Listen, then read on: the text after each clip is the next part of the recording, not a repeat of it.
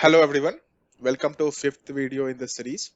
In this video, we will discuss one of the common challenge a new user face while setting up a simulation model.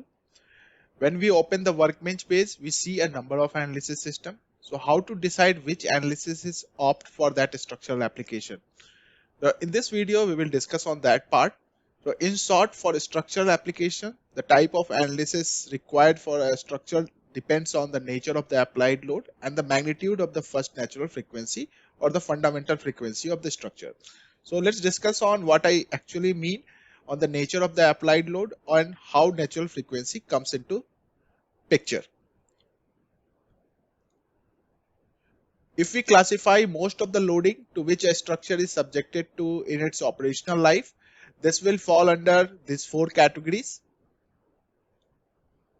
steady load, cyclic load, transient load, random load.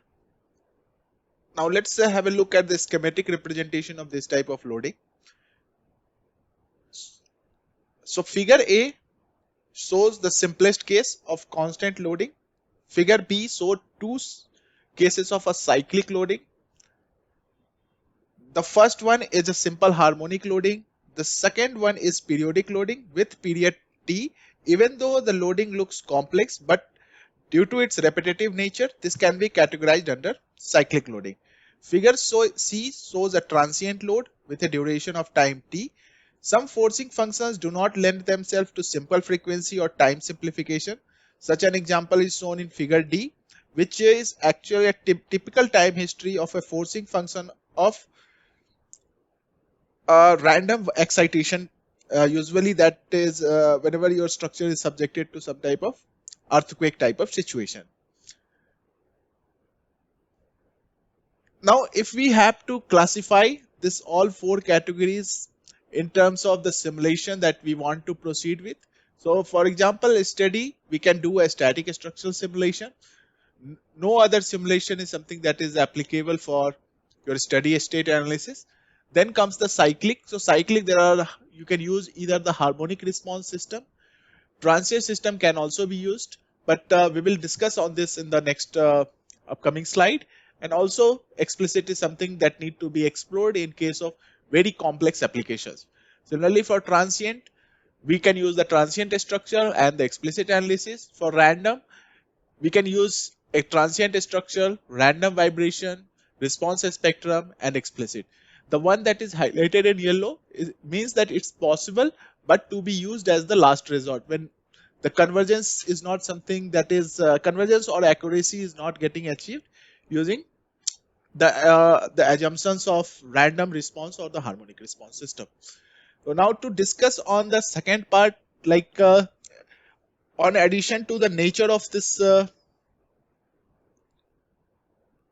addition to the nature of the loading, we also said that the choice between a choice of before making that we should go with the transient structural simulation or not actually depends upon the first fundamental frequency of the system or the natural frequency of the system.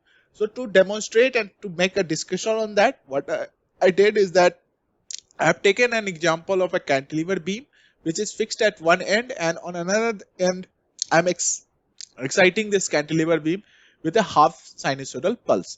So here I'm not giving the time period because the time period is something that I'm going to vary, and then so that how the response between the transient analysis and the structural analysis changes with change in the application time of this forcing function. Oh, let me go to the workbench environment. So this is the first case in which I'm assuming the loading is something that is applied in a 10 second. And I'm running two cases, one using the static structure. So static structural system is used whenever we are ignoring the inertia of the system. Another is that using the transient system. Now I have already created the model, and means the results are also available. So I will not go into this model detail or run the model again. But what we will do is that we will directly compare the results and how the response is changing for a static structure and the transient system. Now, if we compare the directional deformation, so for a static structural system, we can see the maximum is happening around 0.83605. And For transient analysis system, again, the values are identical. So it means that if the loading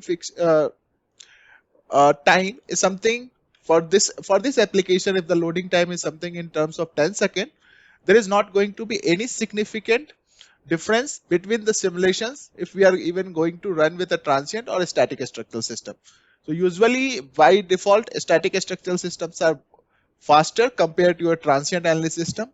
So for this case, it's preferable to use the static structural system. So this is a chart showing the comparison.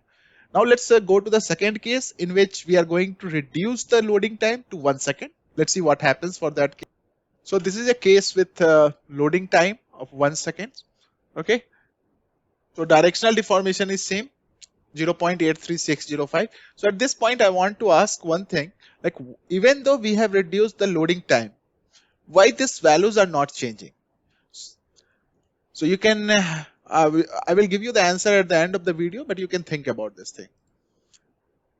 And if we are going to compare the result for a transient, you can see the values are slightly increasing, even though it's not increasing by like 10% or 20%. But if you look, the values are changing by a very slight margin. Like here it's at the fourth digit, the values are changing. But still, if we even for this time of loading, we can still use the static structural system.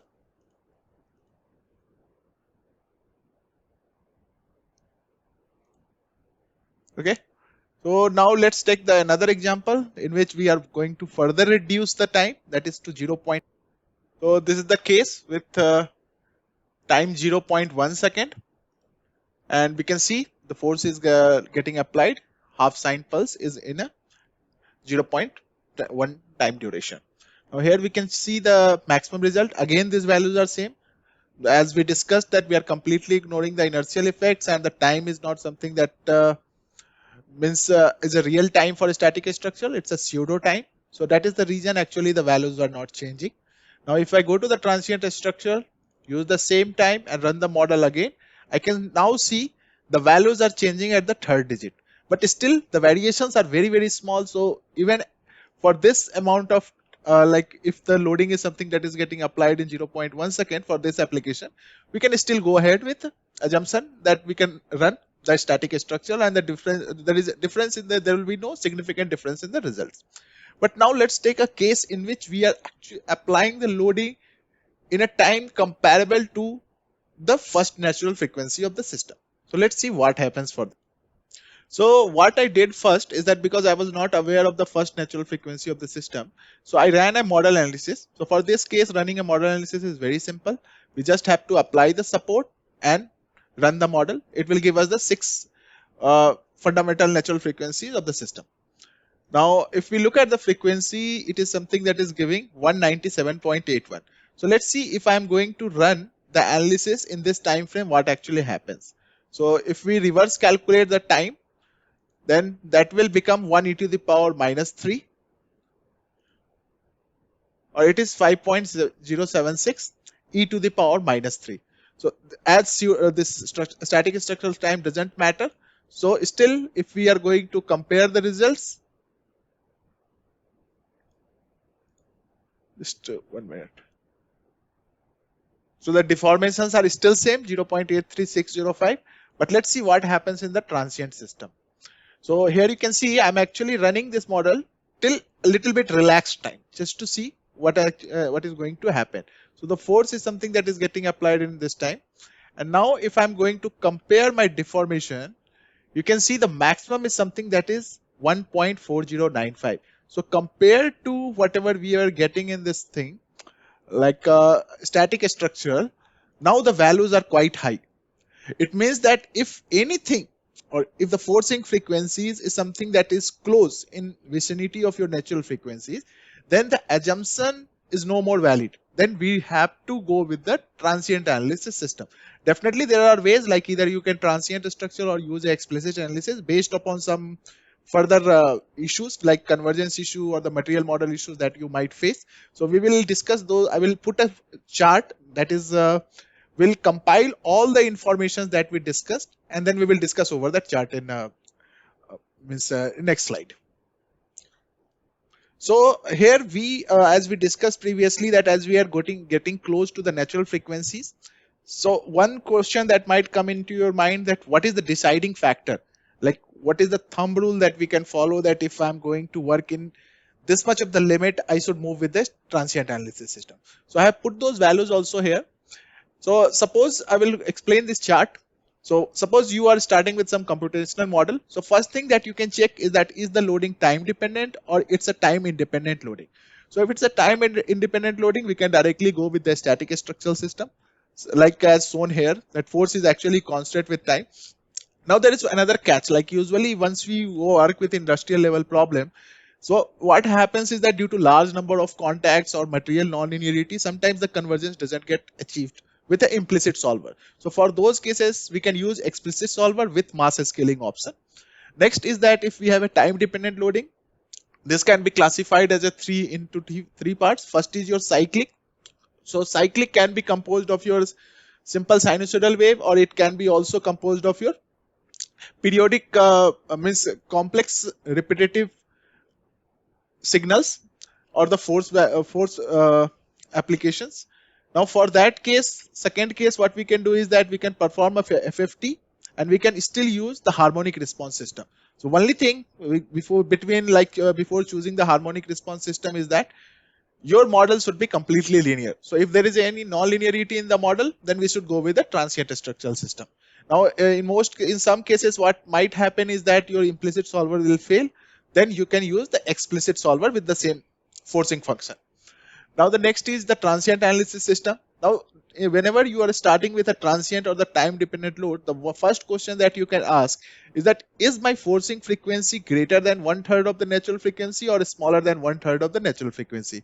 So if it is greater than 1/3 of the natural frequency, definitely we have to go with a transient structure or with an explicit solver. If it is smaller than 1/3 of the natural frequency, we can start with a static structure and or quasi-static simulation in case of difficulties in static structural convergence.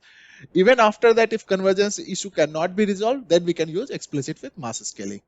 Next is your random vibration analysis. So again, for the random vibration analysis, because random vibration analysis is also completely linear analysis. So if the linearity is there, then only you can use random response spectrum analysis. Otherwise, you have to go with a transient structural system. Or again, the same thing, like if convergence happens, then definitely there is no other way. We have to move towards the explicit solution to get a converged solution. So that's all I want.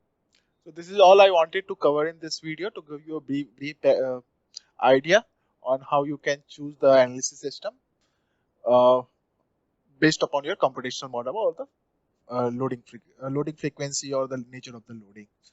So I hope that you like this video. Please don't forget to subscribe, like, and comment over this video. And also you can share it with your colleagues, friends, or anyone. Thank you. See you in next video.